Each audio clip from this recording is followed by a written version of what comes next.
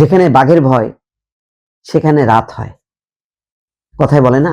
আজকে দেখেন তেজগাঁয়ের যে প্রধানমন্ত্রীর কার্যালয়, সেই কার্যালয়ে আজকে তারেক রহমান অফিস শুরু করলেন প্রধানমন্ত্রী হিসাবে।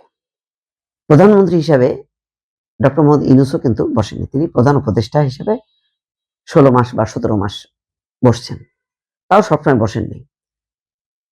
তারেক রহমান প্রথম 2 দিন সচিবালয়ে, আর আজকে শনিবার তিনি বলছেন শনিবারও তিনি অফিস করবেন। তার মানে তিনি অনেক বেশি বেশি কাজ করবেন, এটি পরিষ্কার করলেন। তার ক্যাবিনেট, তার এমপি দল সবাইকে বললেন বেশি বেশি কাজ করতে হবে, অনেকগুলো লক্ষ্য অর্জন করতে হবে।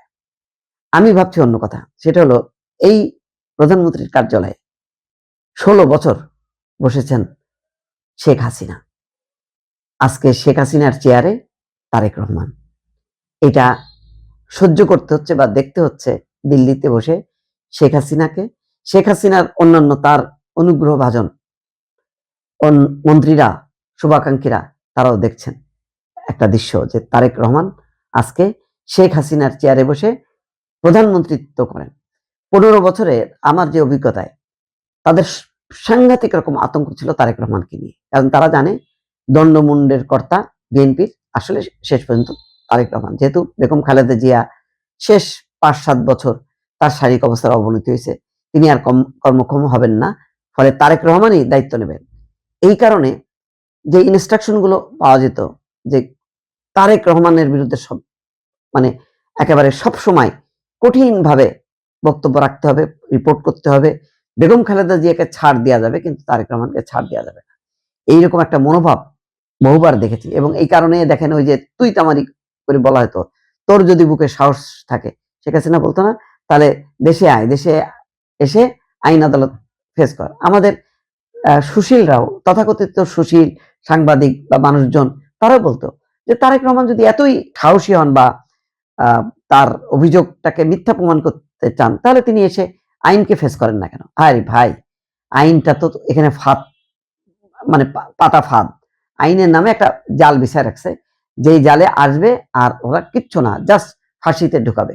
এইভাবে জামাতের বহু নেতাকে শেষ করে ফেলছে। বাকি ছিল বেগম খালেদা জিয়া, তাদের টার্গেট ছিল, তাদের টার্গেট ছিল তারেক রহমান। তারেক রহমানকে তো তারা যাবজ্জীবন কারাদণ্ড দিছে। তারেক রহমান যদি এই দণ্ড মেনে নিয়ে বাংলাদেশে আসতো, ওই দণ্ডটা উচ্চ আদালতে আসলে এই ওবায়দুল হাসানদের মতন প্রধান বিচারপতিরা বলে দিত মৃত্যুদণ্ড। এই কাজটাই বাকি ছিল, এই কাজটাই হতে পারেনি। হয় না, আপনি ষড়যন্ত্র এমনই, এটা এক পর্যায়ে করতে করতে এক পর্যায়ে এটা ধরা খাবে, কারণ এটা তো কোনো নৈতিক বেস ছিল না, শুধু ছিল হিংসা, প্রতিহিংসা এবং অন্য পক্ষকে, বিরোধী পক্ষকে দমন করো আর সারা জীবন ক্ষমতায় থাকো। এই নীতিতে চলতে যে আজকে দিল্লিতে বসে, দিল্লিতে পালিয়ে যে সেখানকার সুরক্ষিত ভবনে আজকে সেখান থেকে বসে বসে দেখতে হচ্ছে যে তেজগাঁয়ে তার 15-16 বছরের যে চেয়ার, সেই চেয়ারে আজকে তার সবচেয়ে যাকে ঘিরে তার আতঙ্ক ছিল, ভয় ছিল, সেই তারেক রহমানই তার চেয়ারে বসে এখন প্রধানমন্ত্রিত্ব করছেন। এটাই বলে যে যেখানে বাঘের ভয় সেখানে রাত হয়। আরেকটা হলো নিয়তি আপনাকে যদি থাকে, আপনার কপালে লেখা থাকে, এটাকে আপনি খণ্ডাইতে পারবেন না। আজকে তাই হলো।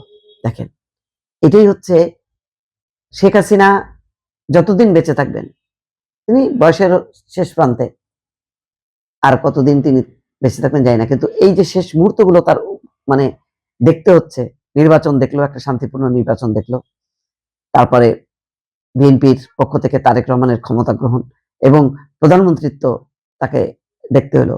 বেগম খালেদা জিয়া নেই, তারপরেও কিন্তু তারেক রহমান রয়ে গেল এবং তার চেয়ারেই বসে প্রধানমন্ত্রিত্ব শুরু করলেন আজ থেকে।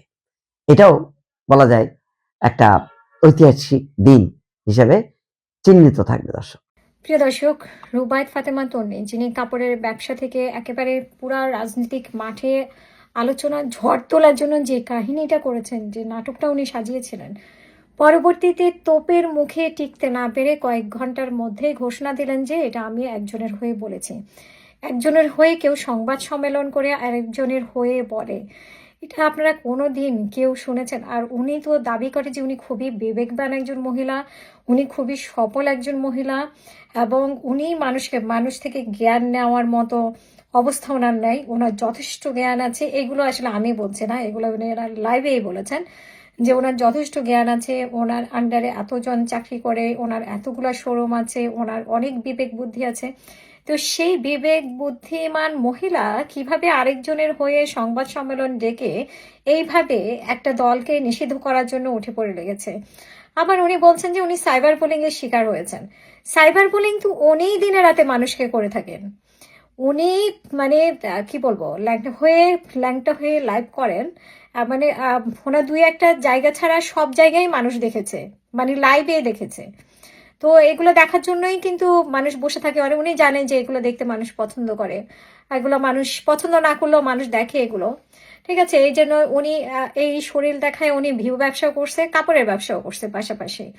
তো উনি মনে করছে যে যেহেতু কাপড়ের ব্যবসা উনি সফল হয়ে গেছে, ভিউ ব্যবসায় সফল হয়ে গেছে, এখন সবাই যে সব জায়গায় যে সব ক্ষেত্রে যে আসলে শরীর দেখায় কাজ হয় না, আর হচ্ছে যে চাপাবাজিতে কাজ হয় না। উনি তো মানে ওনার লাইভে উনি যে পরিমাণ চাপাবাজি করেন, মানে একটা লাইভের সাথে আরেকটা লাইভ মেলালে দেখবেন যে তার কোনো কিছুরই কথাবার্তার কোনো ঠিক নাই। এরকম চাপাবাজি করে করে সেই মহিলা ভিউ ব্যবসাও করেছে, শাড়ি ব্যবসাও করেছে। এখন উনি সংবাদ সম্মেলন করে উনি ভেবেছিলেন যে রাজনীতিক অঙ্গনে একেবারে আলোচনা ছড়িয়ে দিবেন। তা আমি একটু শোনাই উনি কি বলেছেন, দুটো ভিডিও থেকে আমরা একটু শুনি। দলীয় দলিলে উল্লেখ করেছেন যে কোনো নারী রাষ্ট্রপ্রধান, প্রধানমন্ত্রী, রাষ্ট্রপতি, প্রধান বিচারপতি বা কোনো সংস্থার প্রধান হতে পারবে না। এছাড়া জামায়াতে ইসলামী বাংলাদেশের এটা ঘোষিত নীতিও। এই অবস্থান সংবিধানের অনুচ্ছেদ 27 ও 28-এর সরাসরি লঙ্ঘন। আরপিও অনুযায়ী কোনো দল যদি সংবিধানের মৌলিক কাঠামোর লিঙ্গ সমতা বিরুদ্ধে অবস্থান নেয় তবে সে রাজনৈতিক দলের নিবন্ধন বাতিলযোগ্য। রাষ্ট্র পরিচালনায় নারীদের অংশগ্রহণের অধিকার কেড়ে নেওয়া একটি চরম অসাংবিধানিক আদর্শ। 4. সুনির্দিষ্ট অভিযোগ, সম্প্রতি ডক্টর শফিকুর রহমান কর্তৃক নারীদের উদ্দেশ্যে প্রস্টিটিউট বা প্রতিতা শব্দ ব্যবহার এবং নারী নেতৃত্ব নিয়ে তাদের দলগত বিদ্বেষমূলক অবস্থান কেবল ব্যক্তিগত আক্রমণ নয়, বরং এটি বাংলাদেশের সমগ্র নারী সমাজের আচ্ছা, পুরা দেখাতে চাচ্ছি না, বাংলাদেশ জামাতে পুরা দেখাতে চাচ্ছি না কারণ এছাড়া জামায়াতে করছি নিবন্ধন বাতিল ও পর্যালোচনা। আচ্ছা, আরেকটা ভিডিও দেখায় উনি যে বুলিং এর কথা বলছেন। উনি মনে করেছেন যে মানে সারা জীবন ওই শাড়ি বিক্রি করে কাপড় ছাড়া, আর এখানে আঁচল টেনে এসে সাংবাদিকদের সামনে বসবে, সংবাদ সম্মেলন করবে, তারপরে রাজনৈতিক আলোচনায় হইচই পড়ে যাবে ওনাকে নিয়ে। উনি ভেবেছে যে রাজনীতি ও কাপড়ের ব্যবসার মতো রাজনীতিও মনে হয় অনেক সহজ, কিন্তু রাজনীতি যে এত সহজ না